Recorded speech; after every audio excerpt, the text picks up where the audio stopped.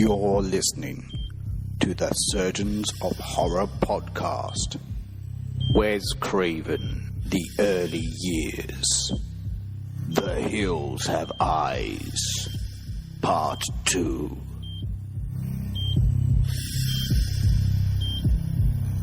Okay, welcome to the 7th instalment of the Surgeons of Horror podcast. Our purpose is to look into the horror films, dissecting them one screen legend at a time. First horror legend and focus for the first season will be director, writer, producer Wes Craven, who sadly passed away last year and gave us, the team at Surgeons of Horror podcast, the impetus to gather ourselves together and look back at his career and the impact he had on the horror film genre. This will be the last of our podcasts for this season, as we're looking at the earlier films of Wes Craven. Just after this is when we start getting into the nightmare kind of films and the franchises that ensued after that. But in order to successfully do this, we need a team of horror aficionados who will form the surgical team each episode. So let me introduce you.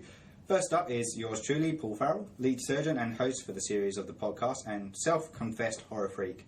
Basically, I grew up just drawn to the dark work of the silver screen and threw myself into the arena, absorbing as much of the genre as possible, with a lot of relish and glee, I have to add too. Joining me, we have Chief Surgical Technician Ben Skinner. Hello. Who will literally get into the guts of the subject to see what he can find out. And, you know, be warned, he might kind of throw a few kind of curveballs along the way. But that's his right as the Chief Surgical Technician. We also have Head Nurse, Miles Davies. Hello! His title, as I say each week, is not to be scoffed at. There is... if there's anyone that you want by your side of the operating table, particularly when you come into the subject of horror films, it's Miles. And his arsenal of knowledge is second to none. So there you have it, we're the crew. Without further ado, let's start dissecting our 7th subject, as I said. And this actually is Wes Craven's first sequel. The subject indeed is The Hills Have Eyes, Part 2. Just a little bit of background before we delve into the nitty-gritty. At the time of production, The Hills Have Eyes Part 2, which was initially entitled The Night of Jupiter, Craven was also in pre-production phase for the previously discussed Invitation to Hell, and was also in the throes of doing a major rewrite for what would eventually become A Nightmare on Elm Street. For some, Hills 2 would represent the nadir of Craven's work, leaving audience with a sense of detachment for what was occurring on screen. So let's talk about the journey, which in itself is the film plot, or lack thereof.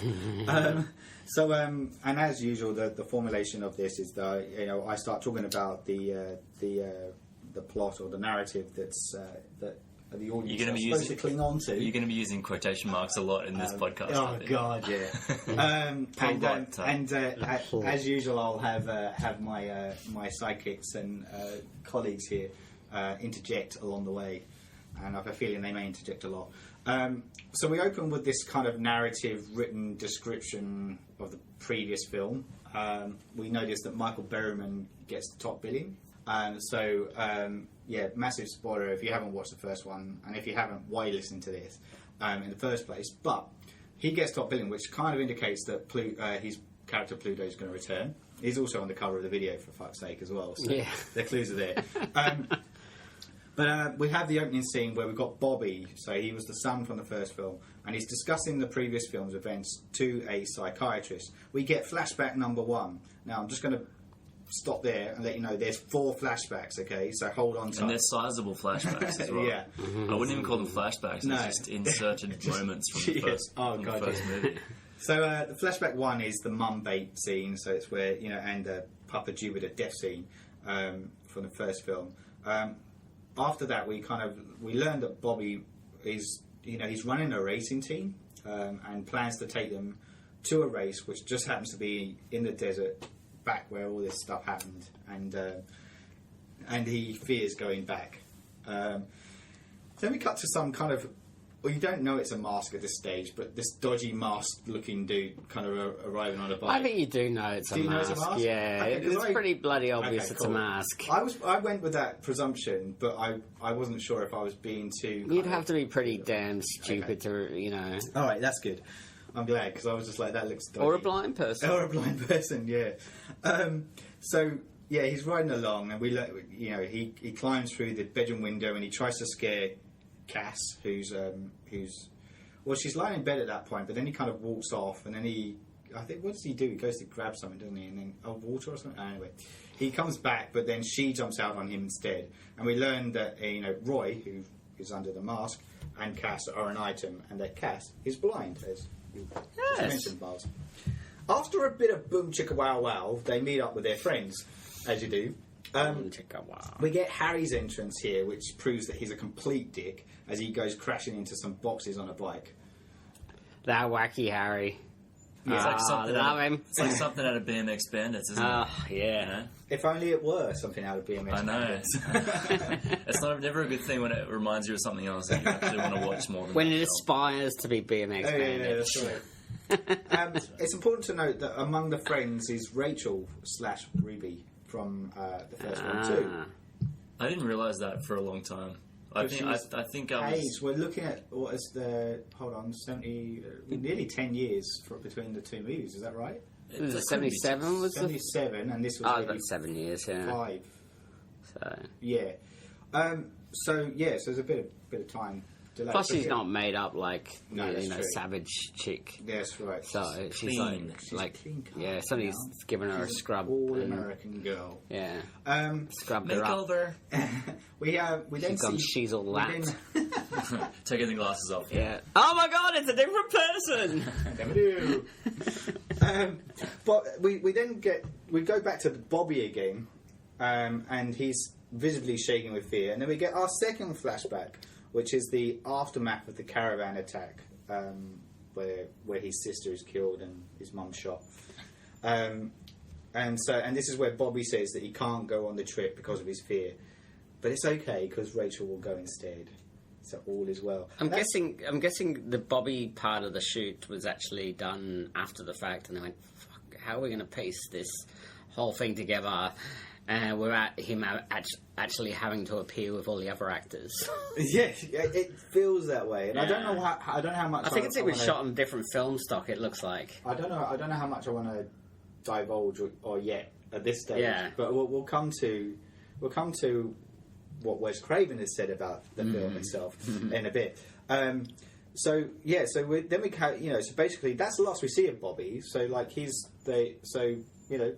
we don't see him anymore throughout the rest of the film. So we're carrying the weight of who we know on Rachel Ruby's shoulders. Okay.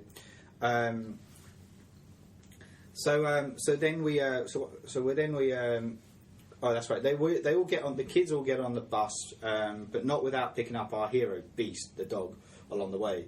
As Harry is driving the bus, he torments about the legend of the people in the hills, and then we have Rachel or Ruby having flashback number 3, which is the bit where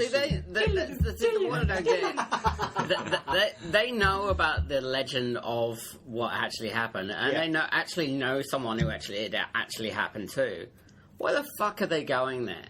Really? Why are they going to the desert? But they don't know. They don't know that happened to.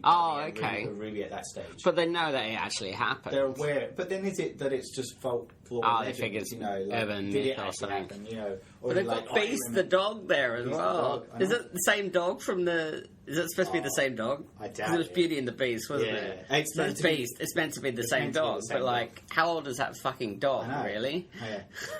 I was worried when it came up on the Zimmer frame at one point. I was like, really? The wheels on the back. Because the dog was already I would say a well-trained dog. Yeah. So that's a good 5 years worth of dog training there. You got to get the dog back. And then add another 7 or 8 years to that. So it's about 12 or 13 years old. For a German Shepherd to be that old, that thing ain't moving too quickly. No. It's just like getting Harrison Ford back for the Star Wars film, you know? You got to do it. Okay, so he's 90. but we're going to get him to have a big yeah. fight on top of the Millennium But Falcon. the dog probably has more personality, to be honest. That's true. Than Harrison. Personality goes a long way. Than Yeah. Harrison Ford. Well, at times. Depends who he's talking. Depends who he's being interviewed by. But Yeah. he certainly wasn't very upbeat. I'm not going to comment. So there you go. Flashback 3 is the bit with the her rescuing the baby, Rachel rescuing the baby, and Mars' death. Now I found this interesting. So this is not the first, but definitely many of the quirks about this film is that the kids forget about daylight savings, and due to poor management, they decide to take a detour, a shortcut, in order to make track of time. Damn daylight savings! It pisses everybody off, doesn't it? Never pissed off the farmers. Ugh. Just imagine that. Well, it wasn't for the farmers. It was for the First World War. I'm being facetious. Excuse me, Mr. Craven. Was Hilsevaz to a statement on daylight saving and your Your opposition to it. I don't speak about that film.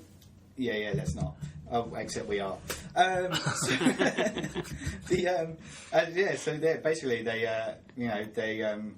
dicks. Little do they know that they're being watched at this point too. So we kind of get this indication that the hills have eyes again. As bad luck would have it, their fuel line breaks, and they arrive at an abandoned mine where they decide to stop, as you do. Mm. They discover an open mine shaft. I wonder if that will have anything to do with later occurrences in the film. So we then get to see Pluto for the first time, and it was revealed that he's watching the kids. Evidently, he did survive from the first film. Who knew? Lucky us. Lucky us. The guys decide to just goof around as they decide to look around the mine. Cass types out a message on... Now, I wanted to look this up, but do you remember those things, Miles, from when you were little, when you used to type out a thing and it came out as like a printed... Oh, yeah. What is that thing called? Oh. Anyway, I remember having them as a kid. I can't remember. Yeah. Anyway, so she types it on one of these like things that you can print out, and it's almost braided in the way. Yeah, it's like a label, and then you can stick it on thing, things. yeah. She does that. Sticks it on Roy's helmet. I'm sure there's a listener helmet, his bike helmet. Yeah. I'm sure there's a listener out there somewhere who can educate let us know. Yeah, you can't see Paul's mannerisms. You can see. You can see. Please call 1-800. Who gives a shit? Just goes along with the rest of the film, really. You can tell, like, this has really gripped me at this point. Like, oh yeah, what was that? And that's the most interesting thing about the whole Like film. that's going to redeem the entire film. Daylight savings and that fucking label thing. We have our hero, the dog Beast, also sensing that something's amiss. At this point too, It's old man's intuition, isn't it? Oh god. Rachel opens up the. She goes into the attic at this point, and Pluto jumps her, and a fight breaks out. Pluto throws something that hits Rachel on the head, and then Pluto runs off. Then we get flashback number 4, the best of all flashbacks, because it comes from the point of view of Beast, the dog. And it's the flashback where he attacks Pluto. Then we... maybe the less said about that, the better. We then come back to Rachel. Only they had GoPros. We then have Rachel, who... so this is where she opens up to the kids about her past, and she tells about how Bobby was one of the kids that was attacked, and she was from the family. And they don't really believe her, do they, at this point, either? They think she's just full of shit. Or Harry does, anyway. And then someone steals a bike from them, and then Roy and Harry give chase on theirs. At which point, Harry falls into a booby trap and he's knocked off his bike. And Roy continues in pursuit of Pluto, who is revealed to be the one that's stolen the bike. And Pluto falls off his bike, and the chase continues on foot. Roy and Pluto have a fight. Now, Harry, at this point, probably the dickiest of all of them, is left on his own, and as he tries to find Roy. He finds another booby trap, avoids it, brags about it, and then gets crushed by a rock. This is great. Number 1 down. Roy and Pluto walk along with the bike, and Pluto mentions at this point someone called the Reaper. I was just thinking of that song, Don't Fear the Reaper. Blue Oyster Cult. Yeah, because Wes Craven uses that, doesn't he, in Scream? Yeah. A lot of horror people use it. But it's not to do with this guy, is it? It's to do with the Don't Reaper. feed the Reaper. Yeah. Death No, it's personified. not. Another question that we thrown out there into the ether. We used it for a major work, actually. Like, Yeah. I did a thing about sort of the mythology of the hero, and we could base it around horror and comedy and stuff, and we used Don't Fear the Reaper at the end of each night. Yeah, yeah. Because it's a throwback to the Frighteners as well. Peter Jackson used it in the Frighteners. Yes. But it's quite often used for horror movies. I think it's probably one of the most used music tracks. Yeah. I think it's actually in Halloween as well. We'll have to have a look at that. Mm. Look that one up.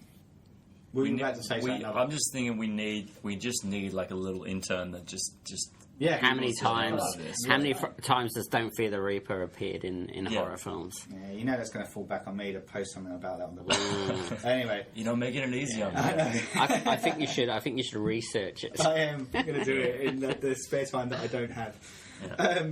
All right, so you can tell we're so gripped by this movie that we're talking about Don't Fear the Reaper, the movie. So at this point, Roy and Pluto discover Harry's bloody arm hanging.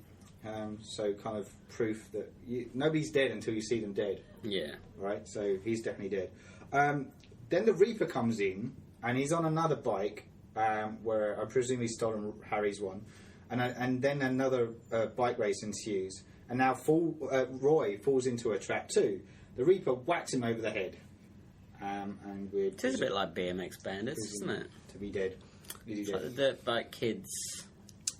Yeah, it got a bit like that, didn't it? He was like, yeah, whatever. Another motorbike chase. The remaining guys think that Harry and Roy are just goofing around and set up a trap to trick them, which is the old bucket over the door trick. Oh, it's crazy. Those kids. Night falls, and at this point, I think they get a little bit concerned, and Hulk, and Rachel go in search of the boys. Foster and Sue get a little friendly on the bus. Oh yeah. Boom, chicka, wow, wow. More boom chicka wow wow. At which point, Cass and Jane find a shower, and naturally, Jane decides to take one. Boom, chicka, wow, wow. They went, oh my god, there's a shower in the middle of nowhere. I'm going to take all my clothes off and have a shower. Nothing could happen. Nah, it's all good. It's all good. Far out. I think if you were like a teenage kid at a cinema watching this, You're like, yes. that's the only thing keeping you interested. Like by that point, Throw in a bit of tit, and then you're fine. You're losing a bit of interest about halfway through. You need something to pick You you up. don't need to worry about writing, just throw in some tit. So Hulk and Rachel at this point, so don't forget they've kind of gone wandering off on their own to find the other guys. But what they do find is Roy's bike and his bloody helmet. Again, not his physical helmet, his bike. Bloody helmet. That bloody helmet. They get on the bike, but Rachel falls off. Because she's a girl. She's a girl, is that why? Yeah, she There's a can't lot ride of falling off bikes. No, she's a girl. No, back Then then Hulk- girls back couldn't ride ge- bikes. yeah. Is that why? Chicks can't surf, girls can't ride Yeah. bikes. And white men can't jump. Exactly. Yeah. Well, we didn't know that yet, though. No, That was- No, that that wasn't wasn't until, it. Yeah. that wasn't until the 90s. Larry Bird Yeah. was still proving us that there was a potential there. Possibly. Maybe. So then Hulk then comes, he's on his bike and he comes back to get Rachel. But unluckily, he gets impaled by a spear and dies. Oh, that's unlucky. Yeah. Who knew that would happen? I can think of worse ways to go. It's not bad. To be impaled. I don't know. It was. Yeah. I can think of better. There was a reason that Vlad the Impaler of Dracula infamy got his name, because he would impale his victims and leave them on a spike. And leave them to die as they were sort of writing There's away. less cool ways to die. Like, I mean, it less would cool look ways. pretty cool doing it in the process. No, true. Like, it's one of those I'm sure things there was that... somebody famous that got impaled recently. Who was? No, it Britney wasn't Spears. Ken Dodd. No, it's Britney Spears. It was in there. No, Britney Spears. but in a sex video. Or, Yeah, that was lame. The That's Kevin Ken Dodd. Federline. Not Ken. What's it? Roy Hunt. Oh my god! Same difference. Oh dear. We can just start making shit up about how people died now. We don't actually have any facts. We can't actually remember any facts about anything, so I'm just gonna So make Roy them up. Hudd was impaled. He fell off the roof, didn't he? Yeah, while he was Like fixing the Molly aerial. Meldrum kind of style. Was it Molly Meldrum impaled? No, no, we just wish he was. Oh, dear. Regularly on a It Saturday didn't night. help that he had an emu up there with him at the Oh, time. right. Got impaled by an emu. He did. A bit like, oh no, we're going to go there. Okay, let's get back to the plot, or lack thereof again. So Foster at this point then stumbles across Jane taking said shower earlier, which causes him and Sue to have an argument. Sue runs off. Foster gets on the bus and chases Sue, but then he gets the bus stuck. Okay, and then he goes off on foot to try and find her. Rachel jumps out on him and tells him to get ready to leave. Foster goes back to the bus, and then he gets pulled under the bus and is killed. There's worse ways to go. There's worse ways to go than getting get- completely crushed to death by a bus. Yeah. Impaling. Impaling, maybe. Impaling. Decapitation. Decapitation. We probably should have a discussion about, at some point, not now, but a discussion maybe later down the track of best death scene in a horror movie. And let's rank them all. Yeah. Because, like, in you're order. talking about the beheading thing. Kevin To me, Bacon I in always think about- Friday the 13th. Yeah. Easy. Yeah, It's that's pretty the bad. spear for the that's throat right. as he's sort of lying there on the Yeah, bed. nice. Because, That's like, you're talking awesome. about the beheading thing, I always think of The Omen. Yes. Oh, yeah. Charlton. Yes. Yeah. Oh, that was Charlton. awesome. No. And there's the impaling in that as well. Patrick Charlton gets impaled. Yeah. on his throat. Oh, that was brutal. Beheading Is David Warner. Thank you, David Warner. It's his face. Yeah. And his head. And his head. Rolling down the road. And I kicked it. So, yes, anyway. Oh, God, you can tell we're hooked. The lights go out on the mine, and Cass finds a secret passage. Jane, at which point, discovers that someone had set off the trap, the bucket over the door trap, that they'd set up before. She believes it to be Harry, but instead she finds the dead body of Foster. She goes to run away, but is then caught by the Reaper, who captures her in a bear hug and crushes her to death. Can think of worse ways to That's go. that is. I don't think I can think of worse ways to go. Yeah, that's pretty That brutal. seems like it would be slow and painful. Game of Thrones, the mountain crushing the head to death was pretty. Yeah. We've come a long way since bear Yeah. hugs to death head crushing, soul Yeah, crushing, haven't we? yeah.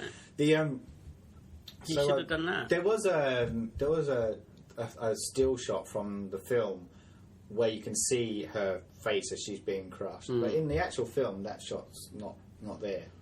So what? So, like in the still of like Maybe they production cut it still out. or on the video, just the yeah, it's video a still? promo still, or it's on the video cover, or something. There's a close up shot of Jane's character looking a bit, eyes up in the back of her head, blood streaming down her face. But Maybe the still photographer was a better director on this shoot than the Wes Craven. what are you saying? You're saying this is a podcast about Wes Craven. I know, What but are you it's a saying? fucking The recently film. passed away. Yeah, all right. Okay, just to be clear. So then, this is where Reaper You can't goes. win them all. No, that's right. You can't.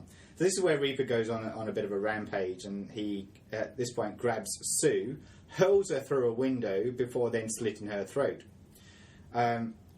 Pluto then attacks Rachel. I was waiting for that. Go on, say it.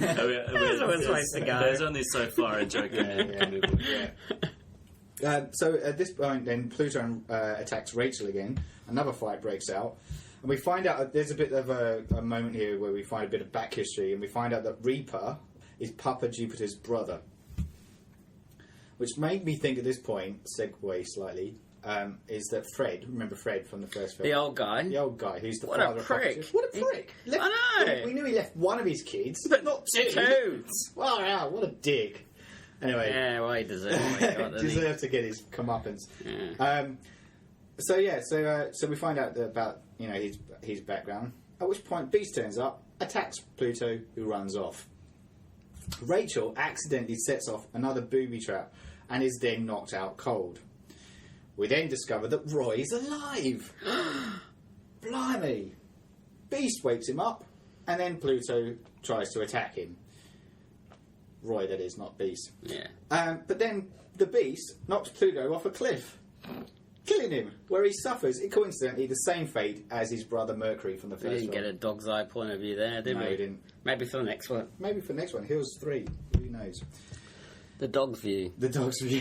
It really does. Just It's all come gone to down dogs have eyes. It really is It's all just- gone to the dogs. Oh, God. Pluto versus the dog. I know what. Well, the dog clearly won.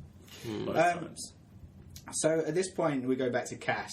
We go back to Cass, and she finds Roy's helmet and climbs into the attic. At this point, Reaper then decides to jump through the skylight, and he gets his leg stuck on something.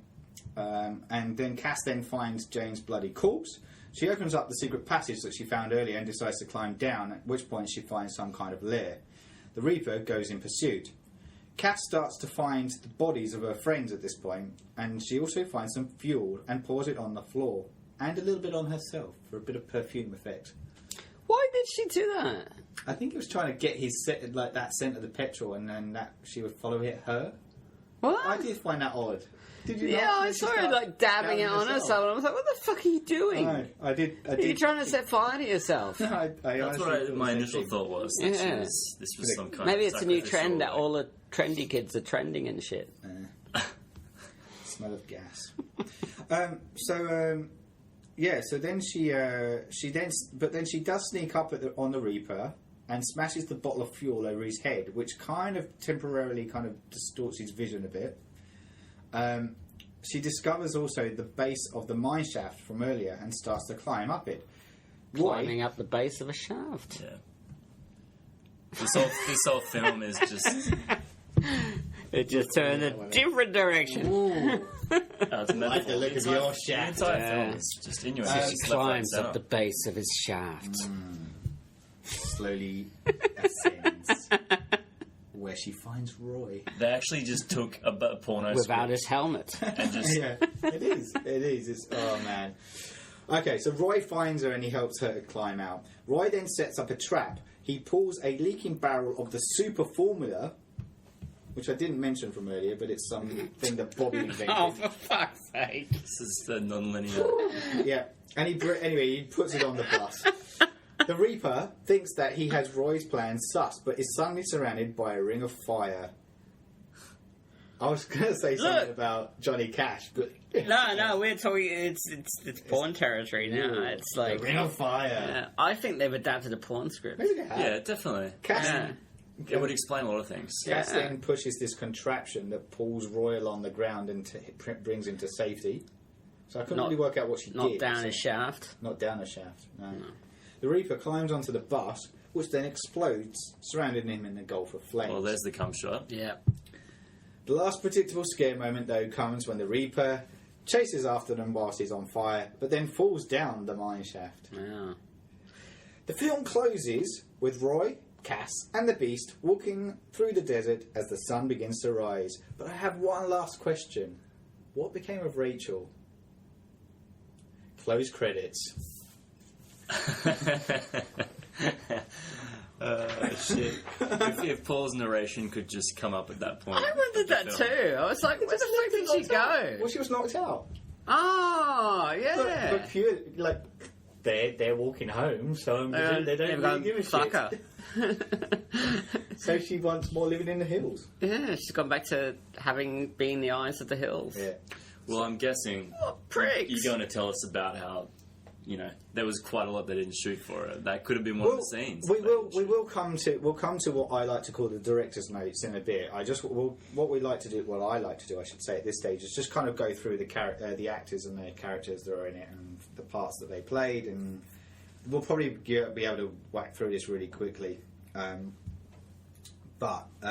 So we have firstly the returning kind of players. So we've got Michael Berryman coming back as Pluto.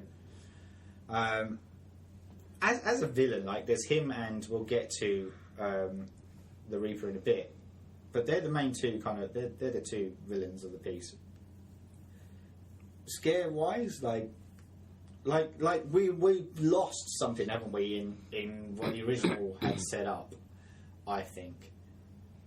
Plotline aside, if we're purely looking at character, they don't really add anything to me in this point. They're not really 7 Up as like they don't. We've lost a lot of the scare factor. So like, well, that's. I mean, they've gone for the shock factor of what he looks like. Yeah, in the first one, and now people are used to it. They've seen him on the DVD cover or the he VHS cover. Like he would have. So like he at this point he would have been in the previously discussed Wes Craven films as well, Deadly Blessing and Invitation to Hell. So Craven was using his face a lot in the movies. So people by this point, would have been familiar with his look. So wasn't he doing like talk shows as well? He was doing like the comedy element of every time there's a freak on a talk show, they would flash to him. Probably. It's like they just thought it would be enough to have him in the film, rather than actually. They go, look at the freak. He's scary, isn't he? Like he'd be interchangeable with pretty much anyone. Yeah. Like it's not. There's nothing about the role that's specifically. No. So let's move on to the Ruby or Rachel, played by Janice Blythe. So she also returns, reprising her character, and we've kind of said, physically looks a lot different from last time. She's purely there, really, to kind of semi-sew the first film and this one together. It's kind of like that. She was in no way like a main character in that first film, really. Like, No. I guess it's kind of, Jeff Goldblum wasn't like the lead in Jurassic Park, but he ended up being the lead in Lost World. It's kind of like you take what you can get, kind of thing. True. But like she was there to serve what narrative there was in order to give back history of who these people were and the impact that the first one had on her and Bobby. But that was kind of it. Like I'll give her credits that she put up a few good fight scenes in it, but outside of that. Yeah, it wasn't a lot to shout about. And then, so the last of the trio is obviously Bobby. He kind of really is there to set things up at the very beginning. And that's kind of it. It's kind of, gone. Like, so from the first film, like normally with sequels or what's become common with sequels is that you carry on a survivor and bring them into the second one. And you see them, surviving or trying to survive. But we kind of lose that in this one, don't we? But I guess or is it too early? Are we so used to that kind of as? I guess what they were thinking, I mean, it makes sense. Why would he want to go back? If you were that traumatized in the first place, why would you go back? I could see her going back because she kind of she lived there. She lived there. Right? She doesn't give a shit about those guys. She wasn't afraid of them in the first place. No. Because you just don't know her. You just don't get any kind of sense of what her character is. No, that's right. You're not attached to her in any way. No. All right, so let's look at the new players. So we've got Tamara Stafford, who plays Cass. On IMDb, there's only 4 listings there. This was actually her first movie. She would play a small role in a film called Against All the Odds, plus an episode of Riptide, and a TV movie called Making a Male Model. I don't know what to... Like, she was okay. Was okay, yeah. Well, that's the sort of... I'm slightly surprised by I'm trying to look up information about her and I couldn't find anything much. She's quite pretty and she can act and she. So I was a bit. So I was a bit surprised maybe she just that didn't she want didn't have to be an actor anymore. Yeah, so potentially, I mean, maybe there's people that know the film better than we do that could kind of shed light on that. But I was a bit surprised looking at her resume that there wasn't much to her work. And I was like, oh, okay, good. Would have thought if anyone came out of that, she probably would have had a bit more chance to. Because the rest of them have got a bit of a extended cachet of work. Well, that's it. So we'll go on to the next one, the next lead, I guess, Roy, played by Kevin Spurtis. So he's probably like the most known face now because he plays Dr. Craig Wesley from Days of Our Lives. Now, and and he's even reprised that role on Friends as a cameo as well. It's like his face is like not, looking back, you probably wouldn't recognise it, but But in your case, like just to throw in another horror movie connection, he plays Nick in Friday the 13th, Part 7, The New Blood. Oh, yeah. That's the one with the telekinetic girl, isn't it? Yeah. And we are planning on talking about Friday the 13th stuff, just as a bit of a heads up. That's one of my favourites, actually, the 7th one. Yeah, right. Yeah, cool. No, I dig that one. We'll definitely look into that one, and we'll start talking about that one too. As far as other franchises, he also cropped up in Bloodlust Subspecies.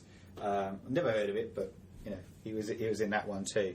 Now it's interesting with him too, like because I guess he's the least dickiest of the dicks that are there. I like as far as I guess a male lead. I'm not really swung. You by remind me a his bit of appeal. that guy Robert Rustler who was in Vamp. You know, Yes. Yeah. I kept love thinking Vamp, by the way. that was a fucking great film. I love Vamp. Yeah. Are you aware of it? No, Have you ever seen Oh, Vamp? so good. Grace I feel Jones. Oh, it's so funny, man. It's So like what year was this? 84 or 85 or something. Right, so Yeah. right. And it's just basically these two guys go in search of a bit of poontang, I think, and end up in a vampires as club, most and then on the run. It's like after hours. Yeah. Yes, for that's right. vampires, basically, when they're on the run from So vampires. does it kind of just switch like dusk till dawn? Yeah. Like, you're not Yeah. expecting Yeah, big the genre time. switch Yeah. at all, Massively. Yeah. except for the fact that the You film's can called- see, like, Dusk Till Dawn is influenced a lot by Vamp. Yeah. Yeah. I thought Vamp was awesome. I remember watching it as a fucking kid great and just film. loved it. That was so cool. Yeah, I've Anyway. seen it so many times. Yeah, cool. All right, let's rattle through the other people. So we mentioned the Reaper. He's played by John Bloom. Now he was probably known more for playing Frankenstein's monster in Dracula versus Frankenstein of the Universal films. He was also Harry in. I think he was Harry in Harry and the Hendersons. It's definitely on his credit. And he cropped up in Star Trek VI: The Undiscovered Country too. We were just discussing Star Trek, the name of Star Trek films this morning. I could not remember what number 6 was called. Oh, there you go. The Undiscovered Country. Talking about how the even-numbered Star Trek films are the good ones, according to the fan theories. Yeah. We couldn't, and we were going up. So Wrath of Khan, Voyage Home. Yeah. Then number Whatever you 6, just said. The Undiscovered Country.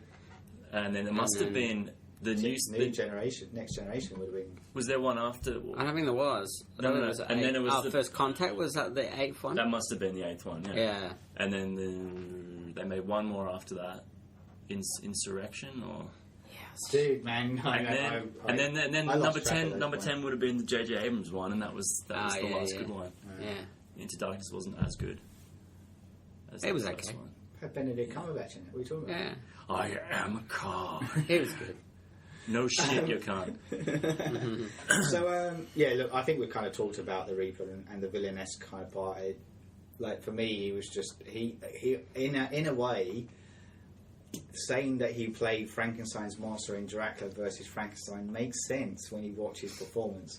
Because it is that very old, stocky kind of monster kind of... I'm gonna chase you. I'm a big guy. I'm Yeah. gonna smash. Exactly. So just rattling out the last few, we've got Colleen Riley who plays Jane. Again, not much against her film credits. She would, however, though, team up with Craven again for Deadly Blessing. We've discussed it in a previous podcast as she plays Melissa in that film. Yeah, I didn't mind her character actually. A bit kind of tomboyish kind of character, and yeah. No. Now, interestingly, when we talk about people with a lot of credits in their name, the lady that played Sue, is Penny Johnson Gerald. She would play numerous TV roles. Of particular note was her role as Cassidy Yates in Star Trek Deep Space Nine. Alongside this was appearances in popular series such as Frasier, The Practice, ER, and The X-Files. But her most recognised role potentially is as Sherry Palmer, the wife of Senator Palmer in the series 24. Yep. More recently, we have seen her in the TV series Castle as Captain Victoria Gates. And she, from another Craven point of view, she did crop up in the TV series spin-off Freddy's Nightmares in an episode called Life Sentence. She's got a very good kind of backlog of stuff there. Her performance in this one, I don't know whether it's a performance though. I think it's more. She's there for like titillation. Really. Yeah, that's what I thought you were going to say something else earlier. So that's kind of like is she the only actress that actually gets the tits out in this? I think so. Yeah, Yeah, one almost. The shower. Shower one you don't really see in Nah. it. Yeah, so Bare back. So yeah, like really, we're looking at like what is normally associated with horror films is the whole titillation factor It too. wasn't really present in the first film. Like there was that one scene where they're in the car and Yeah. Well, the first film's just a completely different beast altogether, and I'm not using the word beast deliberately there. It just really is, and it doesn't follow that template. No, per it doesn't se. at all.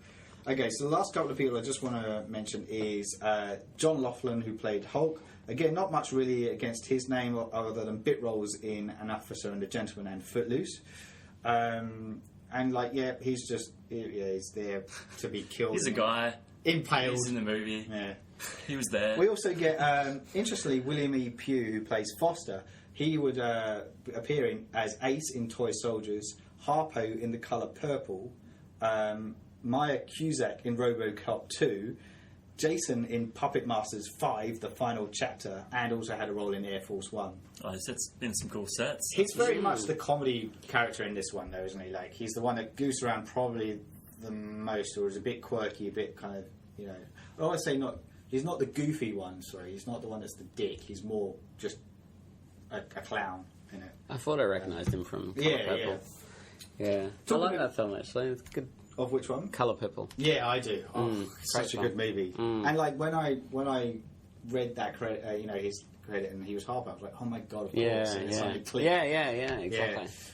So the last of the dicks is Peter Fricchetti, who plays Harry. Now, interestingly, like he also has got a kind of fair good credit to his name, like particularly on Broadway. Or off Broadway, I should say, with performances, and like he's won awards, like notably a couple of Tonys for Our Country's Good and The Old Couple. Film-wise, he played Louis DeMucci in Grease 2.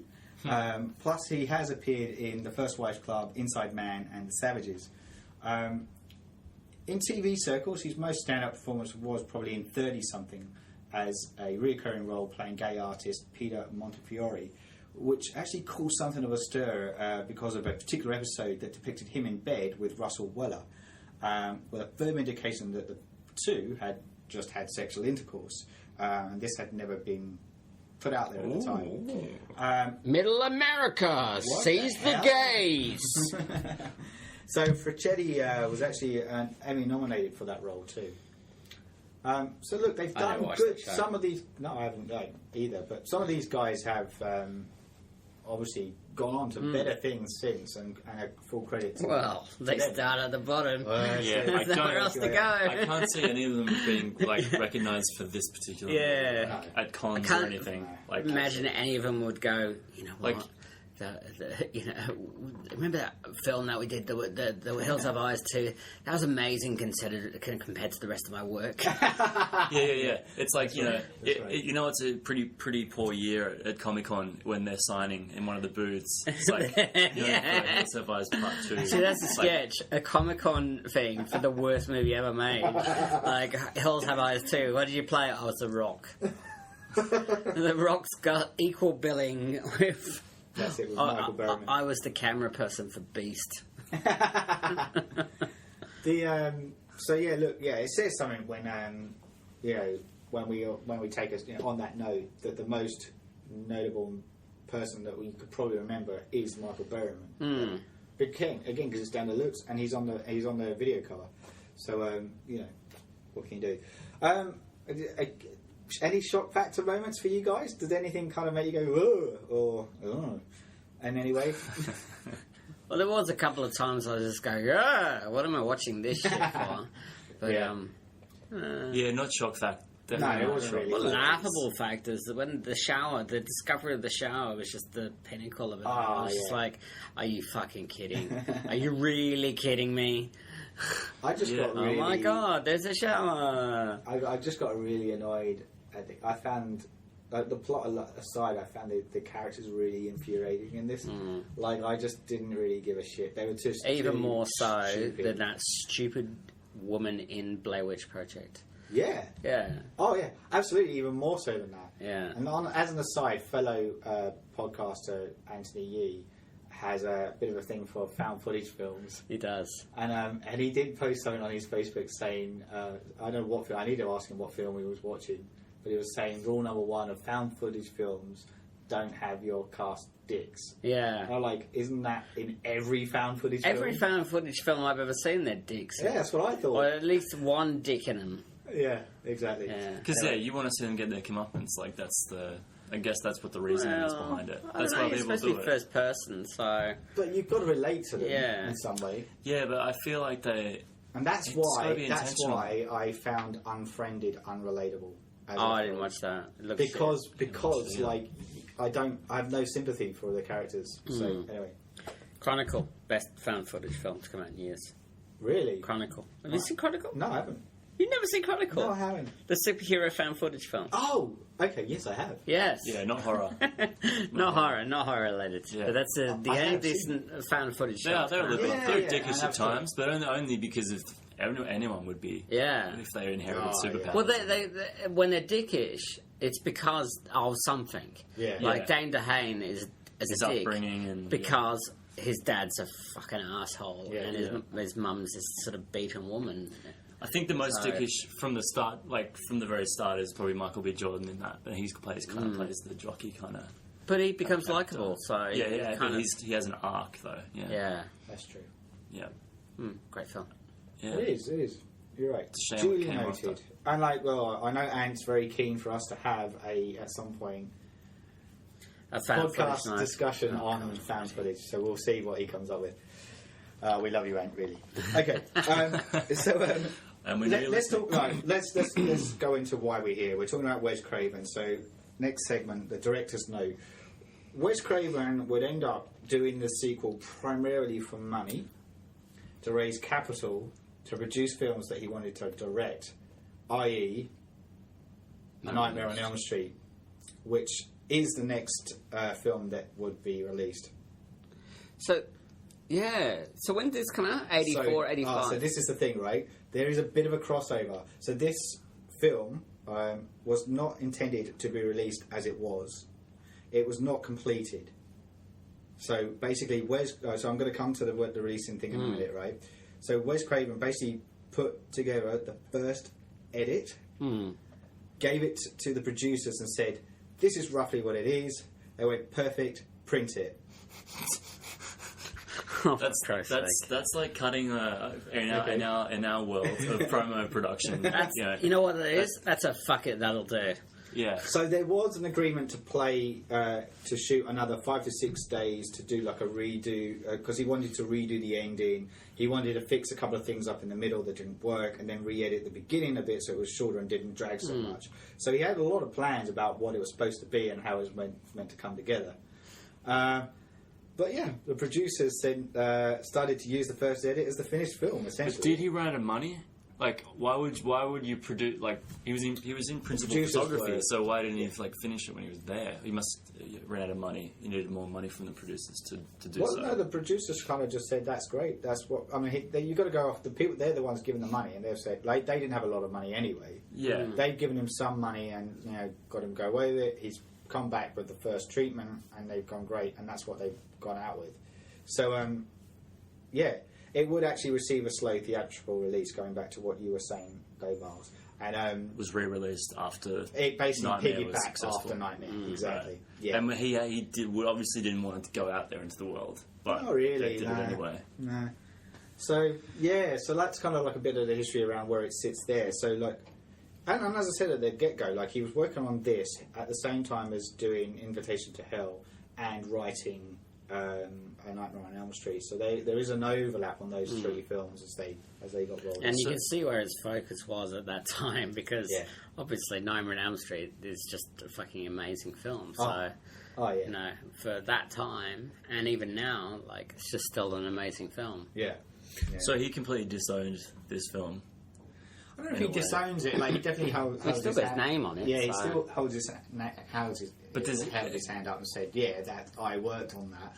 No, it wasn't what I wanted it to be." Which is why I find it really interesting when he got behind the remakes too, and because he helped write those as well and sat down throughout the creative Right. process of both The Hills Have Eyes and The Hills Have Eyes 2. The second one, the remakes First are remake. awesome. I haven't seen the second remake. Second one's good. Yeah. Does it tell the backstory of the?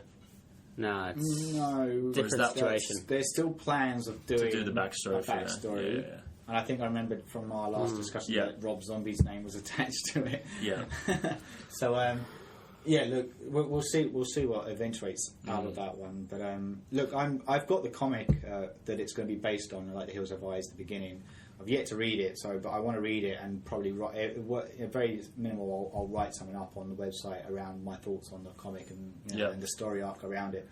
So it'd be great if I can chat to one of the creators too, but I will see how that goes. But obviously, when he revisited, he was thinking when he revisited the remakes, he was thinking of the first one. He was probably absolutely, let's not repeat the second because like one. you know, like he was cashing in, and he's admitted to that. Yeah. Like you know, he was doing it because he needed money to do something he wanted to do, and up to that point, The Hills Have Eyes was his most profitable film. So it's like a, one for them, one for me kind of thing. Yeah. So, and I don't think he would have foreseen the actual outcome of what would be. Like, I'm sure I didn't want it to be quite that, So, But I'm sure any cinema goer would have been like disappointed. But like, I can't imagine there's anyone out there, and listeners should write in if there are fans out there. Yeah, I think it interests me though, like watching it, because it does. I see elements of what of a pattern of events that people have done since in films like this, where like it's a slasher kind of thriller-esque kind of thing. Like we're already seeing a pattern emerging, about a formula emerging about what happens when you have a bunch of kids stranded somewhere. They slowly get picked off one by one, blah blah blah blah blah, and we see these kind of things starting to kind of really become this. 1985, so we've already had a couple of similar films already put out there into the midst. But it's by this point, it's almost like they go, yeah, that's joining the dots. Get it, just push it out there. We want to capitalise on this and get it, because we're looking 7 years, as we said, 7 years after the original. So it's like, we're already like a fair way down the track. So they're kind of losing their momentum a bit on trying to to do this and make something of it. But, yeah, there you go. Look, I'm going to say the question, but what are your thoughts on the movie? If you're going to sum it up in a sentence, what would you say? Or say it in a word if you want. There are worse ways to die than watching The Hills Have Eyes Part 2. Yeah, I don't know if there is. It's a slow death. But I would say one word: lazy. Like it just you just watch it, and then hearing the backstory now, you understand why. Yeah. But when you're watching it, you just like everything about it, from the characters to the plot development. It's just a couple more drafts. It's like the Phantom Menace thing. It's like maybe they just went and shot the first draft that George Lucas turned in. And in this case, it actually was. I don't know if that was the case. They just go, yeah, fine, George, just do it. Swear to God, that's what happened. She was like, I do want to do this film, and it's got pod races, and get to see George. Darth Vader as a little kid, and. All right, George, you can go play with your toys. Yeah. All right, you're the boss. Let's do it. Let's do it. Okay. All right. There's some great footage of sorry to interject again. No, the episode 1 documentary. Like when he's sitting down with his AD, everyone just says yes to everything. Yeah. The AD's like, so am I going to call cut, or will you call cut, or no, I'll call cut. Yeah. But if I forget, just call cut for me. Yeah. It's just like these oh my God. basic. It's your fucking film, dude. He's just like, this guy's taking notes, just working out what his way of working is. It's just like, oh yeah, I'll call action and cut. But if I forget, just remind me. It's like I've just got this image of like Liam Neeson kind of hovering over Darth Maul, poised. Going. Are we still rolling? George. He's just asleep, and he just works. Oh, that was great. Print that. Cut it. Fucking hell. Why not? Let's just go. I'll throw in some animation over the top. That'll be fine. Oh my God. Cool. All right. So I think it's fair to say, of the movies we've watched of Wes Craven thus far, this is the worst. Yes. And unfortunately, it's the last one of our season. So we are ending on a bit of a damp.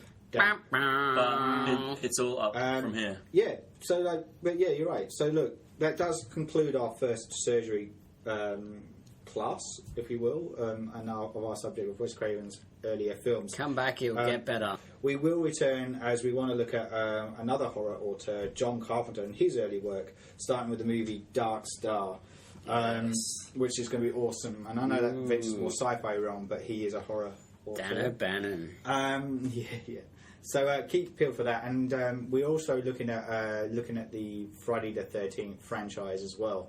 So we've got a lot on the cards, so just keep peeled, kind of If it seems like we've been a bit quiet for a while, just chuck us a line on Facebook, give us a prod, and then George Lucas will yell cut, and we'll be with you.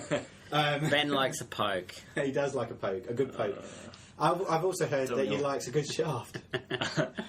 Well, apparently not as much as the screenwriter is. That's right. We do hope you enjoyed our discussions, and until next time, we are Miles Davies. Hello, bye.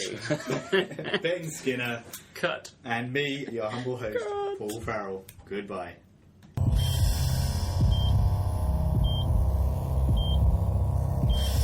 You're listening to the Surgeons of Horror podcast. Wes Craven, The Early Years. The Hills Have Eyes. Part 2. Music supplied by Peter Nezik. For more discussions or podcasts, head over to surgeonsofhorror.com or head over to our Facebook and Twitter sites for the latest news and updates.